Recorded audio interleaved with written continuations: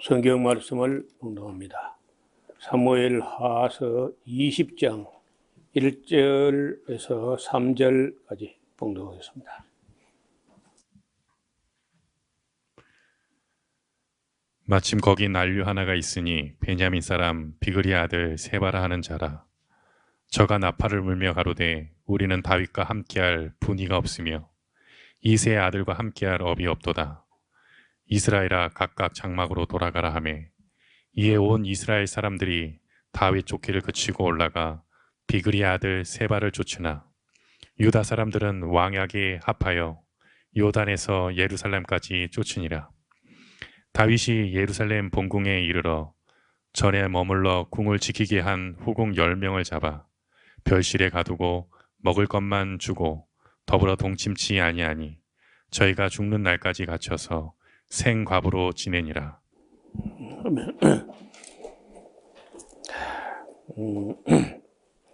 압살롬의 반역 사건이 어려운 가운데 평정되기는 했지만은 그렇다고 모든 게 다 끝난 것이 아니고 마침 또 거기 난류 하나가 있으니 근데 난류 혹은 비류 이렇게 두 가지로 보통 번역을 했는데 히브리어로 보면요 벨리알로 되어 있어. 벨리알 마귀야 마귀. 사람인데 마귀라고 그렇게 기록을 한 겁니다. 그런데 그 사람이 어떤 사람이냐 하면은 꽤 선동력이 있는 베냐민 지파 사람이라는 거예요. 그러면은 그 베냐민 지파 사람인데 이게 지금 다윗이 이 권력을 잡은 지가 30년이 훨씬 지나갔는데도 불구하고 이 정치적 이기주의 여러분 이거 만만치 않습니다. 개인적 이기주의 종교적 이기주의 하여튼 이기주의 이게 참 문제라는 거예요. 근데 정치적으로 이기주의 이게 참 다스리기도 어렵고 해결하기도 어렵고 다윗에게도 어려웠다는 거죠. 그래서 다윗이 그렇게 정치를 잘 했어도 베냐민 지파 사람들이 한때 왕권을 갖고 있었잖아요. 사울 왕 때.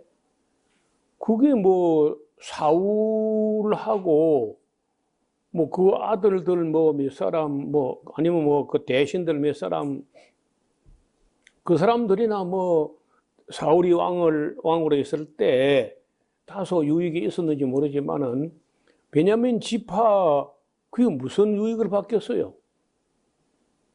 사울이 왕으로 있다 해가지고 베냐민 지파 사람들이 전국 어디 있든지 그 유익하고 그렇게 안 했다는 거죠. 내가 볼 때는. 그런데 이 정치적 이기주의라는 게 예나 지금이나 여전히 참 사람들이 그걸 잘 못 헤어나요. 그걸 초연하지 못해. 그 아무것도 아닌데. 그래서 여기 이 난류라고 하는 이 마귀라고 하는 베냐민 지파 비그리 아들 세바라고 하는데 세바란 말은요 7째라는 말이 7째. 예. 그러니까 아들이 여럿이었는가 봐. 7 뒤에 또 있었는지 모르지만 어떻든 아들 형제간도 여럿이고 7째니까 선동력도 대단해가지고 이 사람이 나팔을 불며 가로되 우리는 다윗과 함께할 분이가 없으며 이새의 아들과 함께할 업이 없어. 이스라엘아 각각 장막으로 돌아가라 하고 다윗 왕을 지금 예루살렘으로 모셔서 다시 이제 복귀하려는 그런 또 역시 어떤 가독인데, 이런 그 베냐민 사람이, 지난번에 베냐민 사람 뭐, 시므이 또 봤잖아요, 시므이. 그 시므이도 시므이지만은, 쉐바가 이 문제라는 거예요, 이게. 또 그 더 웃기는 거는, 국민들. 함에 온 이스라엘 사람들이 다윗 쫓기를 그치고 올라가 비그리 아들 쉐바를 쫓았다는 거예요. 이런 마귀 같은 자식을 쫓아 또. 그래서 국민들이야말로 때로는요, 그게 뭐 바람에 나는 갈대와 같아. 바람만 불면 들어누워 버려 그냥. 이리 들어놓고 저리 들어놓고 이리 휘둘리고 저리 휘둘리고 이리 이용당하고 저리 이용당하고 그런 게 국민이라는 거예요. 그래서 어떤 사람들은 뭐 권력 있는 쪽으로 그냥 넘어집니다. 예나 지금은 별 차이가 없는 것 같아요. 그런 정치적인 어떤 이기심하고 초연하게 공명정대하게 자기 자신을 마음을 다스리고 이렇게 하는 사람이 그렇게 쉽지 않다는 거예요. 그 전에 어떤 분이 정치적인 문제를 가지고 교회 안에서 반목이 생긴 거야. 뭐 대한민국은 뭐 여러 당이 있다고 하지만 뭐 늘 사실은 실제로 양당이죠. 그러니까 이 당 저 당 해가지고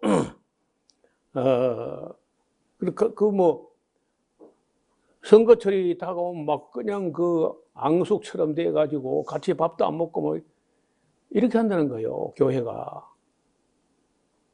그 교회가 정치 이하가 되고 이데올로기 이하가 되고 그렇게 참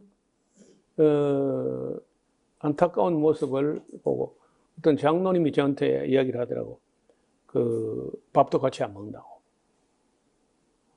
그 정도로 정치 이기주의 이거 아무것도 아니거든요. 이런 그 자본주의의 본산지가 영국이거든. 사실은 미국이 본산지가 아니고 원래 영국이에요. 근데 영국이 지금 거지가 다 돼가요. 교편을 잡고 있는 사람들이 이 푸드뱅크라고 하는 유통기간 지난 그런 음식들을 막 이렇게 모아가지고 어려운 사람들을 먹게 하는, 근데 줄을 선다는 거예요.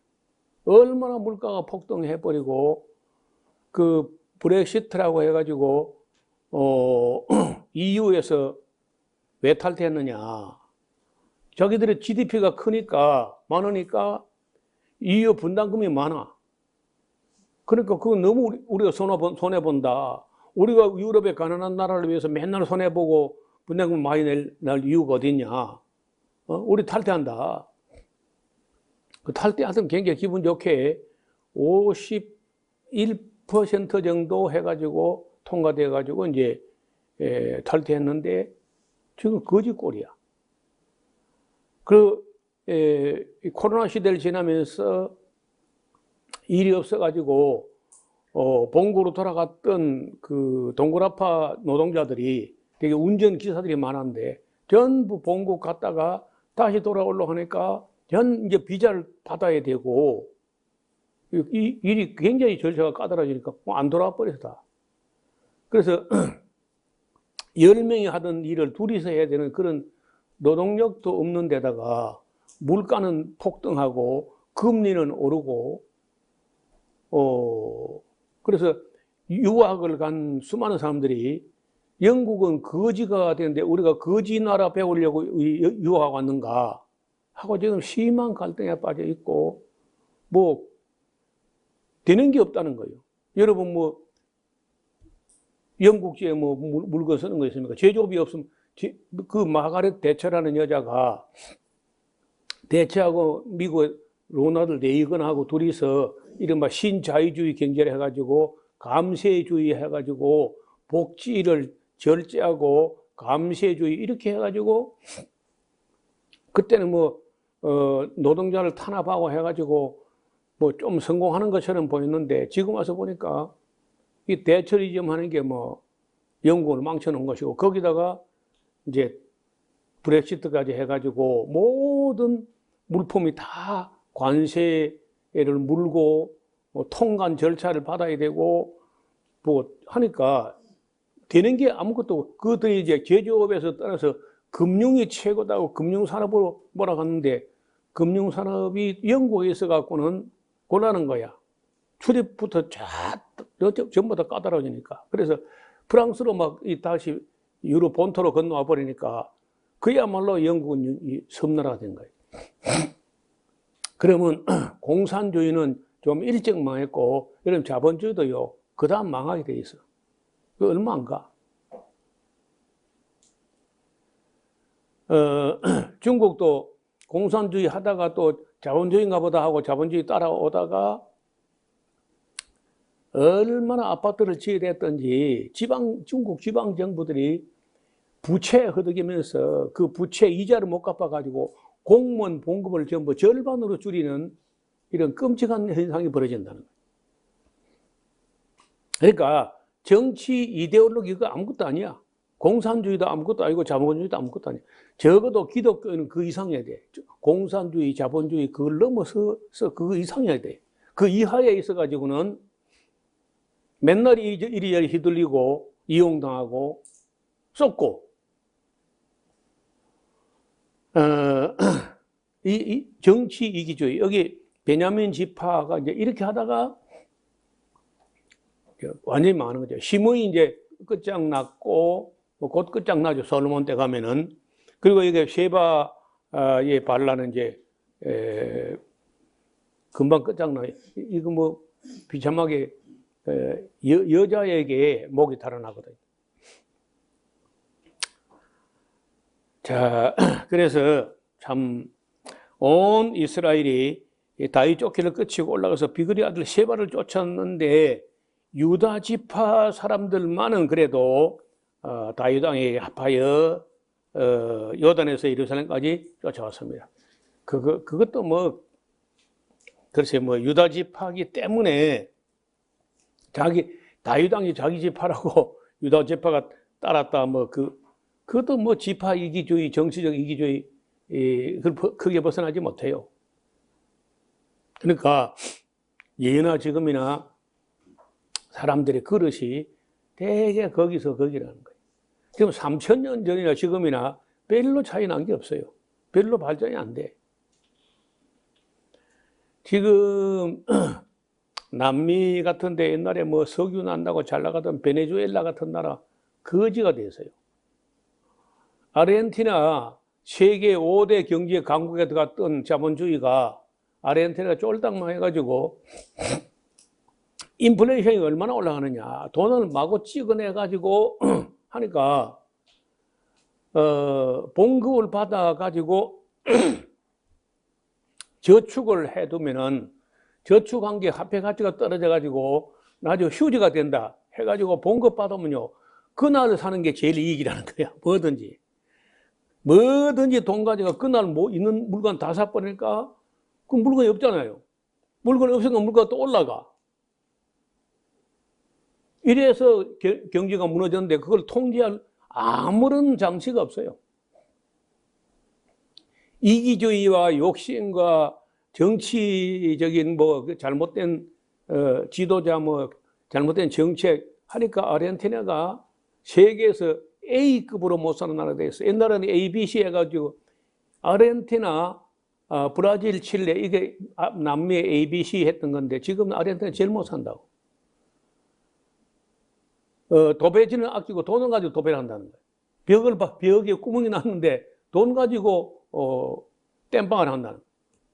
얼마나 돈이 옛날 히틀러 시대 독일이 망할 때가 그랬거든요. 점심 먹으러 들어갈 때하고 나올 때가 점심값이 달라. 점심 먹는 중에 값이 올라가가지고 싸우는 거예요. 나중에 돈을 저울에 달아가지고 지불했다는 거예요. 무게로. 그게 이제 자본주의에 망할 때는 그렇게 망하거든요. 그래서 공산주의도 공산주의는 겉보기는 굉장히 합리적 같은데, 그거는요, 공산주의 하려면 천사 정도의 인격을 갖고 있는 사람들이 해야 돼. 그 타락한 인간은 안 되는 거예요, 그건 아예. 그 자본주의는 괜찮으냐? 자본주의 하면 몇몇 놈은 돈 벌고 나머지는 다, 돈 세다가 이제 끝나는 거예요. 그래서 이 정치적 이기주의, 이데올로기 사상 이런 거 정말 우리가 그런 데 매이거나 그런 데 함몰된 그런 그릇 갖고는 안 된다는 거예요. 다윗이 예루살렘 왔는데 본궁에 이르러 보니까 그 예루살렘 궁전에 머물렀던 후궁들이 압살롬에게 다 강간을 당했잖아요. 아들에게. 그러니까 참, 그래서 별궁에 가두어두고 먹을 것만 주고, 다시는 가까이 하지 않았기 때문에 후궁 10명은 죽을 때까지 생과부로 지내게 됐다. 자, 다윗은 지금 마음이 많이 상했는데, 이제 그 중에 하나가 어떻든 압살롬의 난이 평정은 됐지만 그 압살롬을 누가 죽였냐면 요압이라는 사람이 죽였잖아요. 요압이. 그 군대 장관이라고 해가지고 지멋대로 하는 거라. 그래서 이제 아마샤를 역시 그 다윗에게 생길 중에 하나인데 아마샤를 불러가지고 너는 나를 위해 3일 내로 유다 사람을 소집해가지고 너도 여기 있으라. 아마사가 유다 사람을 소집하러 가는데 왕이 정한 기한에 지체되고 있었는데, 그래서 다윗이 아비새에게 이르러가지고 비그리의 아들 셰바 이 난이 보통 문제가 아니다. 압살롬은 그 혼자 그렇게 사람들 선동해가지고 했지만은 셰바는 지금 이스라엘 전체를 선동해가지고 이게 지금 압살롬의 반역보다 더 어려울 수 있다. 그리고 무슨 성에 들어가가지고 이제 오래 장기전이 되면은 국민들이 어려워질 테니까 빨리 셰바를 평정해라 이렇게 이제 합니다. 그 요압을 쫓는 자가 있었는데 그레스 사람들과 블렛 사람들과 모든 용사들이 다 아비새를 따라 비그리의 아들 셰바를 쫓으려고 예루살렘 나와가지고 기본 큰 바위 곁에 이르렀을 때 아마사하고 맞닥뜨리게 됩니다. 서로는 이제 이종사촌 간인데 이 요압이 압살롬을 지멋대로 죽여버린 걸로 인해 가지고 다윗의 눈에 나서 이제 요압은 해임된 거나 마찬가지야. 그래서 아마사로 군대 장관 삼으려고 한다는 게 딱 낌새가 보이니까 요압이 그 아마사를 또 찔 죽인다는 거야. 그 요압 지멋대로야. 지난번에 또 아브넬 또 죽였잖아. 사울의 사촌이었던 사울 사촌이죠. 네리 아들 아브넬. 화해 무드에 또 찬물을 끼얹는 그런 아브넬 죽이더니 또 압살롬 죽이더니 또 이 아마사 또 이거 저마다리 죽이는 거라. 네, 이런 인물이 참 이게 이 군부에 사람을 그냥 예사로 죽이는 이런 인물에게 이게 문제라는 거예요. 요압이 군복을 입고 띠를 띠고 집에 꽂을 칼을 허리에 메었는데 저가 행할 때 칼이 빠져 떨어졌더라. 요압이 아마사에게 이르되 형은 평안하뇨 하면서 오른손으로 아마사의 수염을 잡고 입을 맞추려는 척 하면서 배를 푹 찔러가지고 아마사는 설마 요압이 이종사촌간이고 그렇게 하리라고는 생각 안 했어. 그렇지 않아도 지금 다윗 왕의 눈에 난 사람이 또 무슨 무리한 짓을 할 거라고는 생각을 안 했는데 요압은 그런 거 거칠 것이 없는 사람, 지 멋대로 해버려 그냥. 왜? 다윗은 늙었다는 거죠. 이래가지고 이제 다윗은 마음속에 영원히 요압과 화해가 안 되는, 그러면서도 딱히 또 지금 요압을 지금 해임하고 아마사를 군대장관 임명하려는 찰나에 이런 일이 벌어지고 나니까 다윗이 어디 또 다른 사람을 뭐 군대장관 임명하면은 요압이 또 가만두겠어요? 그럼 일어나, 내전. 그래서 그냥 할 수 없이 그저 요압을 또 군대장관에 또 임명하는 거라. 그럼 그때 다윗이 마음이 얼마나 상했겠어요? 아마사가 요압의 손에 있는 칼을 주의치 아니한지라 요압이 칼로 그 배를 찌르매 창자가 땅에 흐르니 다시 치지 아니해도 그냥 죽으니라. 요압과 동생 아비새가 비그리 아들 세바를 쫓아가는데 요압의 소년 중 하나가 아마사의 곁에 서서 가로되 요압을 좋아하는 자와 다윗을 위하는 자는 요압을 따르라 또 선동을 합니다. 아마사가 길 가운데 피 속에 굴어졌는지라. 그 소년이 모든 백성이 섰는 것을 보고 아마사를 큰 길에서 밭으로 옮겼으나 거기에 이르는 자도 다 멈추어 서는 것을 보고 옷을 그 위에 덮으니라. 아마사를 큰 길에서 옮겨가매 사람들이 다 요압을 따라 비그리 아들 세바를 쫓아갔는데 요압이 이스라엘 모든 지파 가운데 두루 행하여 아벨과 벳마가와 베림 온 땅에 이르니 그 무리도 다 모여 저를 따르더라. 이에 저희가 벳마가 아벨로 가서 세바를 에워 쌌는데 그 성읍을 향하여 해적 언덕 위에 이 토성 이제 램프 경사로를 만들어 가지고 요압과 함께 모든 백성이 성벽을 쳐서 헐고자 하는데 그 성 안에 어떤 지혜로운 여자가 나와 가지고 들을지어다 내 말 좀 들어보시오. 예, 그렇게 하는 거야. 그래 요압이 가까이 오라 하니까 그 여자가 말하기를 당신이 요압입니까? 그래 내가 요압이다. 이보시오. 요압이든 누구든 들어보시오. 예로부터 무슨 일이 있으면 아벨에 가서 물어라. 아벨에 가서 물어봐라. 그런 속담이 있는 것도 모르냐. 지금 이 어머니 같은 이 성을 당신이 치고자 이걸 에워쌌느냐고 막 여자가 호령을 하는 거예요. 요압을 보고. 보통 여자가 아닌 거야. 그래 이제 요압이 하는 말이 그게 그런 게 아니고 우리가 지금 비그리 아들 세바가 다윗 왕을 반역하고 선동해서 그 하나를 잡으려 하니까 세바만 잡으면 우리가 물러간다. 그러니까 여자가 그 사실이라는 거. 그 맹시할 수 있느냐? 맹시할 수 있다. 지금 기다려보라고. 그러지. 가더니 이 여자가 땡강 가서 세바의 목을 잘라가지고 머리를 갖고 나와서 요압에게 던지는 거예요. 저 보통 여자가 아니죠. 그래서 이제 이렇게 해서 그 세바의 반란은 또 해프닝으로 끝이 납니다. 그러면 이제 이렇게까지 무리해서 지난번에 시므이가 또 베냐민 지파로서 이런 또 악한 짓을 했는데 이번에 또 세바가 또 베냐민 사람으로서 또 이 악한 짓을 하고 나면은 이제는요 베냐민 지파는 이제 몰락의 길을 가는 거라.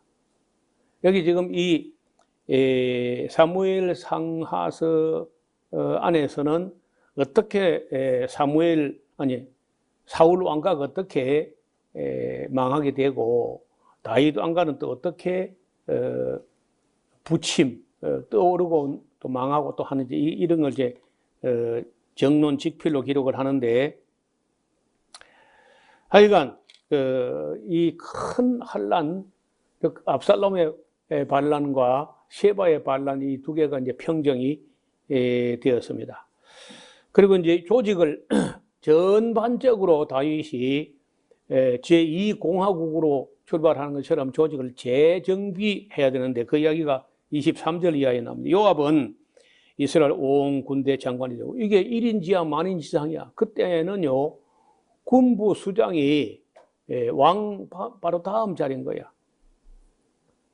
그래서 이 권력을 가졌던 사람들은요 권력 없이는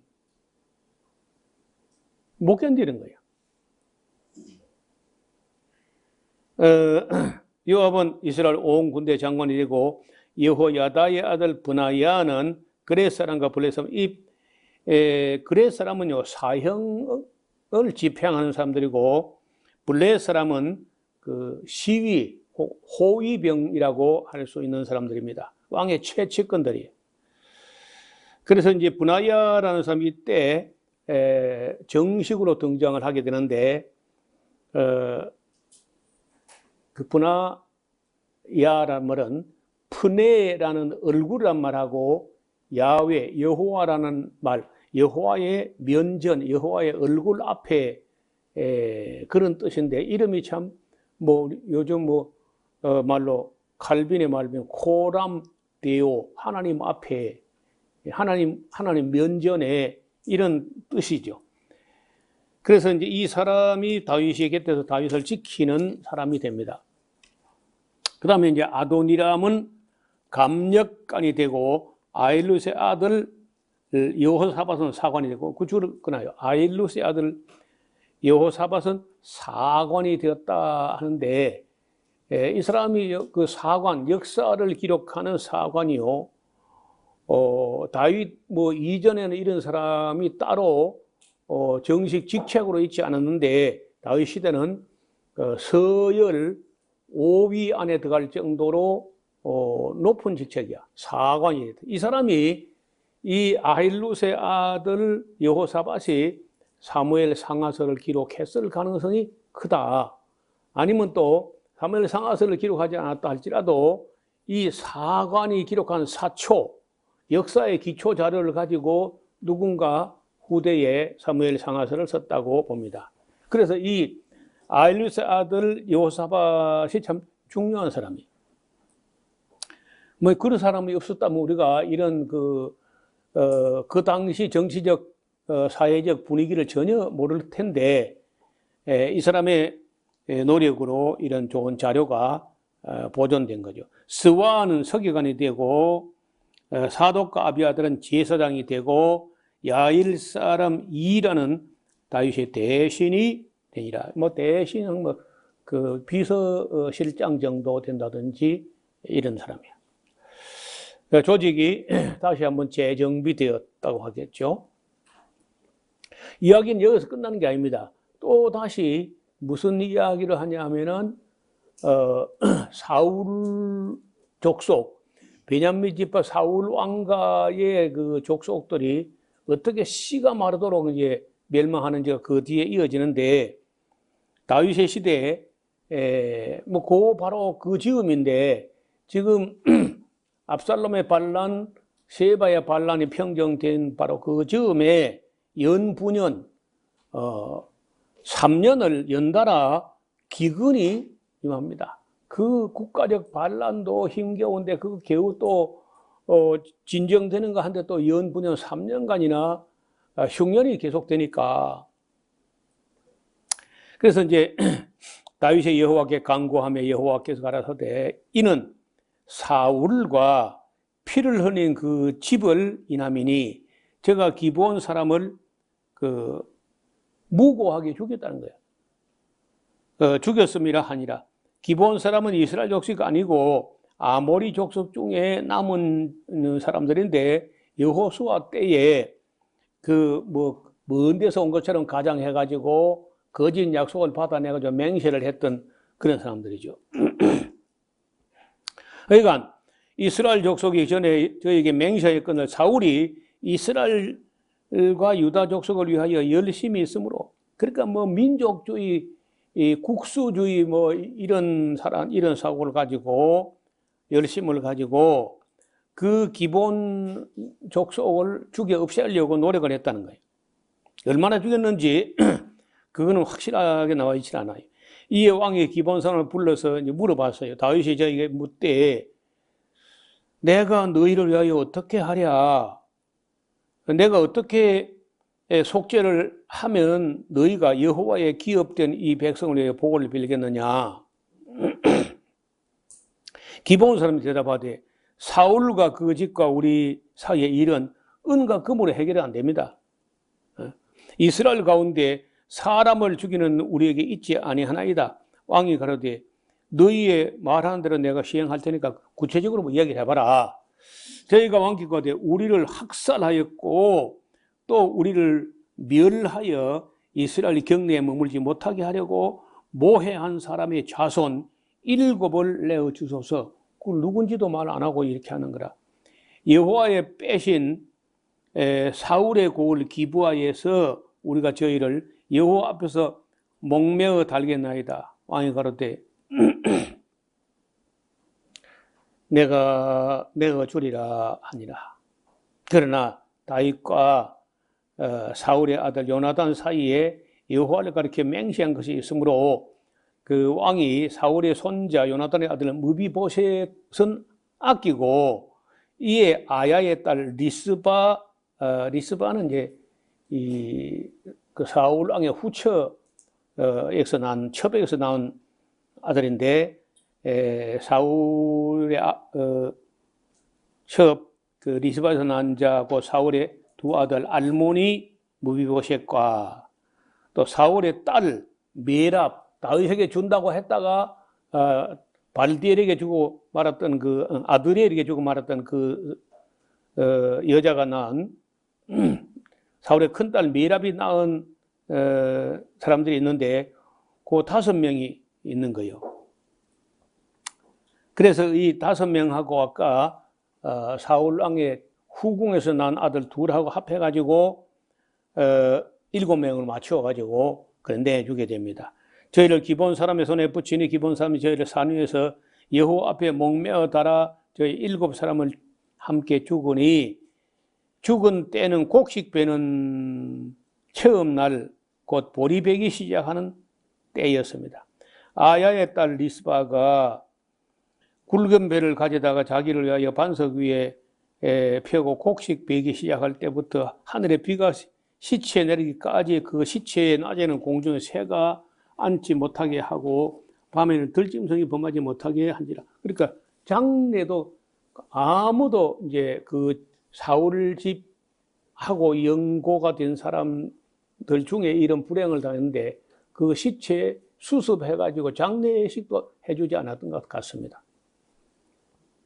이에 아야의 딸 사울의 첩 리스바에 행한 일이 다윗에게 들으니까 다윗이 가서 그 사울의 뼈와 그 아들 요나단의 뼈를 길앗 야벳 사람에게서 취해와가지고 이는 전에 블레 사람들이 사울을 길보아 산에 죽여 벳산 거리에 매어 단 것을 저희가 가만히 가져온 것인데 다윗이 그곳에 사울의 뼈와 그 아들 요나단의 뼈를 가지고 올라오매 사람들이 그 달려 죽은 자들의 뼈를 거두었다가 사울과 그 아들 요나단의 뼈 함께 베냐민 땅 셀라의 그 아비 기스의 묘에 장사하되 모두 왕의 명대로 쫓아 행하니라. 그 후에야 하나님이 그 땅을 위하여 기도를 들으시니라. 여러분 이게 작은 사건이 아니고 이렇게 해서 사울 집은 그야말로 씨가 말라버렸잖아요. 하나님께서 이 악을 추궁할 때 얼마나 철저하게 추궁하시는지 어떻든 이렇게 끝이 난 거예요. 우리나라는요, 만약에 하나님의 관심 속에 있는 나라라고 하면은 억울하게 죽음을 당한 사람이 부지기수라. 여러분 고향이 어딘지 다는 모르겠는데 여러분 우리 여기 인터넷 예배자까지라도 아니면 이 훗날 먼 훗날에 이 방송을 듣는 분들이라도 한번 해보세요. 자기가 태어난 고향 땅이 만약에 산청이다. 그 산청군 양민학살하고 그냥 찾아봐. 그러면 함양군 양민학살 한번 찾아봐요. 합천군 양민학살 찾아봐. 그리고 거창군 양민학살 찾아봐요. 그리고 하여간 여러분이 어느 땅에 태어났든지 간에 태어난 곳 땅에 군단위 이름을 치고 양민학살을 찾으면요. 사건들이 나옵니다. 대한민국에 700곳 이상의 양민학살이 자행되었어요. 이승만 때. 그걸 다 덮어 가지고 국민을 모르게 하려고 했는데 그 노무현 대통령 때 진실과 화해를 위한 과거사 조사위원회가 구성되면서 그 보고서가 A4 크기 책으로 두께가 이만큼 됩니다. 제가 그 책을 한 지를 갖고 있는데 읽어보다가 다 읽어서 내 평생을 다 못 읽어요. 진양군 양민학살, 하동군 양민학살, 남해 양민학살. 요즘도 신문에 그 포크레인 굴착기가 그 개발돼 가지고 토지를 뭐 그 정리하거나 집터를 닦거나 하면서 땅을 긁으면은 길이가 20m, 30m, 100m 되는 그런 무덤이 나오는 거예요. 그래 파면은 그냥 엉키다시피 막 사람들이 유골에 엉켜 있는 거야. 누구 어린애 것도 있어. 중학생도 있고 이 중학생 이 옛날에 단추 이런 것도 있고. 요 산청군 시천면 외곡리 양민학살. 그 외곡리 사람들을 죽인 게 아니고 진주나 어디서 죽여가지고 이거 갖다 파서 묻었어요. 외곡리. 산청에는 하루아침에 705명을 죽였습니다. 51년도 2월 7일, 2월 6일이 설날이고 2월 7일이 설 이튿날 아침에 산청군 금세면 방곡리 일대에 약 10개 말에서 7회 5명을 끌어다가 양민학살한 거예요. 그리고 거기서 그 사람들 사람들 잡아 그리 죽이고 그 집에서 금이야 오기하고 그러던 소나 돼지를 끌어다가 생초 초등학교 교정에서 잔치를 합니다. 11사단 구연대 3대대 한동석 대위하고 이런 사람들 이 어마어마한 악을 행하고 거기서 잔치를 하고 그 다음에 제가 산청군 산청읍 송경리 임촌에 제가 살고 있을 때 그때 제 나이가 6살이나 5살이나 됐을 텐데 5살 되겠네. 우리 집에 들려서 그 군인들이 밥을 해내라 해서 우리 어머니가 벌벌벌 떨면서 밥을 해서 바치고 물을 얻어 마시고 그리고 막 피곤해 가지고 그냥 마루에서 그냥 엎어져 자. 그 추운 겨울인데 그리고는 바로 그 길로 차왕을 지나서 거창군 신으면 과정리에 가가지고 719명을 이틀 만에 또 죽입니다. 그러니까 불과 사흘 동안에 1424명을 죽인 거예요. 그런 식으로 양민학살들을 하고 국민보도연맹이 또 해가지고 또 죽이고 이 마산의 갱이바다 앞에다가 사람들을 갖다 총알 아깝다고 해가지고 쇠 철사로 묶어가지고 엮어가지고 몇 사람을 쏴 죽이니까 몇 사람이 떨어지니까 줄줄이 엮여가지고 바다에 떨어져가지고 죽었습니다. 800 몇 명이 죽은 걸로 되는데 이 시체가 떠가지고 대마도로 밀려갔어요. 그 대마도에서 알 수도 없는 신원 미상의 이 시신들이 막 마구 떠밀려오니까 그 대마도에 가면은 그 이름 없는 사람들의 뭐 묘실을 만들어 놨다는 거예요. 그거 아직까지도 그 행한 사람 처벌도 안 됐고 뭐 사과도 안 했고 그때 가담한 사람 아직도 살아있거든요. 그 대한민국이 그런 짓 그렇게 많이 억운 사람 죽었는데 기도가 응답이 되겠나? 핏소리. 예. 광주 양민 악살. 예. 그럼 뭐 우리 상상을 초월한 제주 양민 학살. 제주 4.3 사건은 최소 3만 명을 죽였거든요. 그 어떻게 기도가 응답? 그러니까 우리 기도는 다 내가 볼 때 헛방 같아, 헛방. 거기다가 신사참배한 죄는 또 어떡하고? 여러분, 이 성경 그 사무엘하서 21장에 있는 이게 이스라엘 사람도 아니고 유대인도 아니고 이스라엘 사람도 아니고 아모리 족속에 속했던 기브온 족속이야. 그러니까 소수민족, 외국인 소수민족 중에서 억울한 일 당한 이 피해 소리도 그게 한이 맺혀가면 하늘에 사무치면 기도가 응답이 안 된다는데 얘는 우리 민족이 저지른 거 봐. 제가 보는 대로는요, 양민 학살로서는 이승만처럼 많이 한 사람 많지 않습니다. 전 세계적으로. 스탈린 탈동 다음으로는 양민 학살을 많이 한 사람이 아니냐. 아직은 그 수를 정확히 파악이 안 돼요. 할 때까지 했는데 그때 시간이 모자라가지고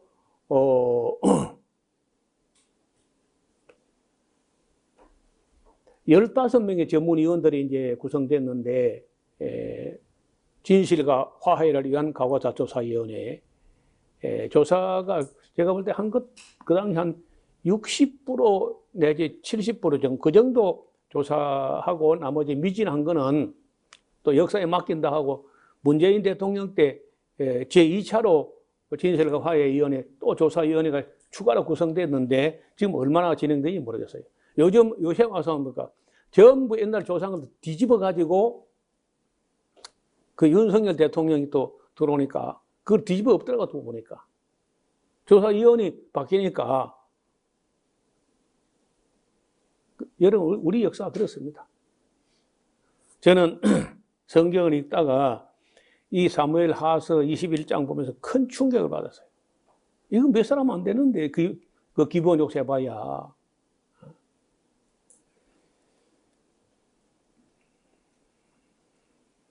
자, 그래서 우리가 정치하는 사람들을 정말 잘 뽑아야 되고 또 잘 바르게 하는지 잘 감시도 해야 됩니다. 언론도 정직하게 또 국민에게 알 권리를 보장해서 알도록 해야 돼. 진실을 알도록. 근데 언론이 다 권력에 팔려가지고 그걸 다 은폐하고 조작하고 날조하고 왜곡하는데 언론이 다 앞장을 섰다는 거예요. 자, 조금만 더 보겠습니다. 15절. 블레셋 사람이 다시 이스라엘을 치러 왔는데 다윗이 많이 흔들리고 휘청거리고 약화되고 했다는 말을 블레셋 사람이 들었겠죠. 그러니까 바로 블레셋 사람들이 다윗을 치려고 옵니다. 다윗이 그 신복들과 함께 내려가서 블레셋 사람과 싸우더니 다윗이 피곤함에, 다윗은 나이가 70이나 가까이 됐는데 피곤함에 장대한 자의 아들 중에 300세겔 정도 되는 노창을 들고 새 칼을 찬 이스비브노, 이게 거의 골리앗급 이런 사람들이. 이런 이스비브노비 다윗을 죽이려고 하므로 스루의 아들 아비새가 다윗을 도와서 블레셋 사람을 쳐 죽이니 다윗의 종자들이 다윗에게 맹세하여 가로되 왕은 다시는 우리와 함께 전장에 나가지 마소서. 이스라엘 등불이 꺼지지 말게 하옵소서 하니라. 이에 다시 블레셋 사람과 고업에서 전쟁할 때 후사 사람 10부개가 장대한 자의 아들 중에 사압을 쳐 죽였고, 또다시 블레셋 사람과 고업에서 전쟁할 때 베들레헴 사람 야레오르김의 아들 엘하나니 가드 골리앗의 아들 나흐미를 죽였는데 그자의 창자루 역시 그 골리앗 창자루처럼 배틀채 같았더라. 그 골리앗의 아들도 골리앗처럼 컸던 것 같아요. 또 가드에서 전쟁할 때 그곳에 큰 자 하나는 매 손과 매 발의 가락이 6가락이라. 그래서 24가락인데 저도 장대한 자의 소생이라. 좀 남는 사람이죠. 모자란 사람이 아니고. 그러니까 이런 기골이 장대한 사람들이 지금부터 약 3000년 전 그때까지 있었다는 거죠. 제가 이스라엘 사람을 능욕함으로 다윗의 형 삼마의 아들 요나단이 저를 쳐 죽이니라. 이 네 사람 가드의 장대한 자의 소생이 다윗의 손과 그 신복의 손에 다 죽어서 가드 골리앗의 뭐 집안 후손 내지는 그 혈통 사람들이 전부 다 다윗의 손과 다윗의 신복들의 손에 끝장이 나면서 거인족이 지구상에서 사라지게 되었습니다. 자, 이렇게 하면 이제 거의 대부분이 다 끝났고, 나머지는 우리가 다음 시간에 봐야 되는데, 총 킹 데이비드, 다윗 이야기가 막을 내리려고 합니다. 그때 뭐가 나오냐면요, 찬양이 나오는 거예요. 다윗이 이렇게 파란만장, 우여곡절 파란만장의 삶을 살았는데, 그래도 맨 끝을 찬양으로 끝낸다는 거예요. 이 시는 매우 유명한 시가 돼가지고 여기도 나오고 시편에도 이 비슷한 가사가 나오는, 집에서 읽어 오시면은 우리 다음 주일에 하면 이제 사무엘 하서가 끝이 나고 우리가 열왕기 상서로 넘어가게, 그 다음 넘어가게 되겠는데요. 어떻든 이스라엘 역사 중에 그래서 가장 찬란했던 시기가 이제 다윗과 솔로몬 시대라고 할 수 있겠는데, 그 부분은 우리가 지금부터 열왕기 상서 6장까지 하면은 이제 다윗과 솔로몬 시대, 이스라엘 역사 중에 가장 찬란한 시대를 맞이하게 되겠습니다. 하나님 아버지, 오늘도 하나님의 사람 다윗이 겪었던 압살롬의 환난과 세바의 반란, 그런 끔찍한 일들을 다 겪어오면서 어쩌면 다윗도 많이 겸손해지고, 또 이스라엘 국민들도 많은 상처를 입었지만은 그래도 하나님이 다윗을 사랑하셨기 때문에 그 집안을 영 버리지 아니하고 등불도 꺼지지 않게 하셨습니다. 그리고 다윗이 그러한 삶을 살고도 어떠한 찬양을 드렸는지, 그리고 또 어떻게 솔로몬에게로 왕위가 이어졌는지 잘 배울 수 있도록 우리에게 지혜를 주시고 보는 눈과 듣는 귀와 깨닫는 영을 허락하여 주옵소서. 예수님 이름으로 기도드리옵나이다. 아멘. 마음을 다하고 성품을 다하고 힘을 다하여서 여호와를 사랑하라. 내게 준 계명을 마음에 새기고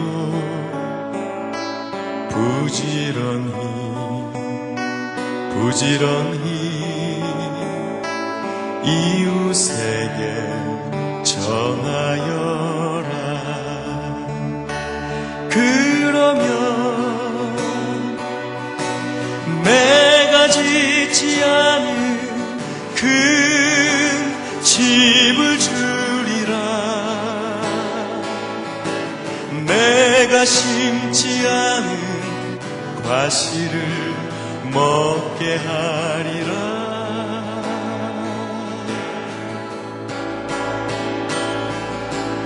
그러나 한 가지